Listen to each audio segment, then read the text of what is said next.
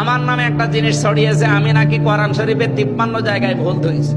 আমার কি পাগলা কুত্তায় কামড় দিয়েছে?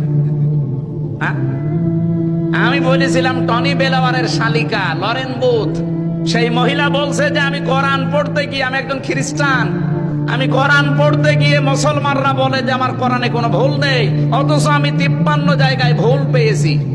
এ কথা কি আমার না লরেন বুথের? ওই লরেন বুথ কেটে দিয়ে আমি বলেছি, এই কথা চালিয়েছি। অনেক নেতা খেতাকে দেখলাম তারা এই কথাটা সামনে এনে বলছে এ হামজার ওয়াজ শোনায় জায়েজ নেই, ও কোরআনে ভুল ধরেছে। ওরে শয়তান, কার দোষ কার উপরে চাপিয়ে দিচ্ছে বলো তো? আমি যদি নিজে অপরাধ করতাম তো আমার উপরে দোষ চাপিয়ে দিলে আমি মেনে নিতাম। আমি তো, আমার দোষ না, আমি তো কোরআনকে আরো উপরে তুলেছি। ওই মহিলা শেষে কিন্তু মুসলমান হয়েছে। ও বলছে শেষে আমার জীবনেরই ভুল ধরা পড়ে গেল।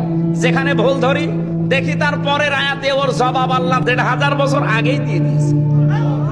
শেষে 53 জায়গার পরে এসে আমি আমার বাপ দাদার ধর্ম, এই খ্রিস্টান ধর্ম বাদ দিয়ে ইসলাম গ্রহণ করে মুসলমান হয়ে গেছি। আমি কি কোরআনকে ছোট করেছি না বড় করেছি? আর আমার নামে কি চালিয়েছে যে ও কোরআনে 53 জায়গায় ভুল ধরেছে, ওর পেছনে নামাজ হবে না, ওর ওয়াজ শোনা হারাম।